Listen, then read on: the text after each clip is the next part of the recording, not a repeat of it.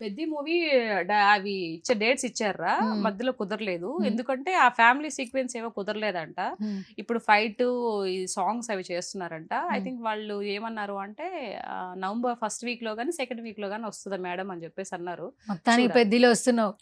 ఏమో అంత భగవంతుడి దయ. భగవంతుడి దయ ఉంది, ఆల్మోస్ట్ అనౌన్స్మెంట్ అయిపోయింది. కొంత ఆ. షెడ్యూల్ కాబట్టి ఆ, ఆ డేట్స్ అయింది. అనేది కొంచెం అవును. సెట్ లోకి వెళ్ళి చూసిన తర్వాత చెప్తావక్క, నేను చిరంజీవి గారి పెద్ద ఫ్యాన్ అని. ఎందుకంటే నువ్వు చిరంజీవి గారి ఫ్యాన్ అని తెలుసు కదా అందరికి. అయ్యో, చిన్నప్పటి నుంచి.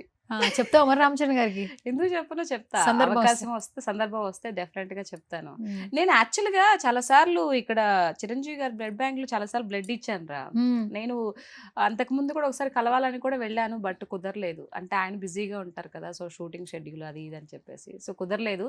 బట్ ఏదో ఒక రోజు ఆ టైం వస్తుంది. మనం మనం ఎంత జెన్యున్ గా ఇష్టపడుతున్న ఒక పర్సన్ మీద ఆ ప్రకృతి అనేది కలుపుతుంది, బట్ టైం వస్తుంది అంతే. ఓకే. బట్ రామ్ చరణ్ గారు అయితే కలిసే ఛాన్స్ ఉంది కాబట్టి ఒకసారి చెప్పేసాయి. చెప్తాను.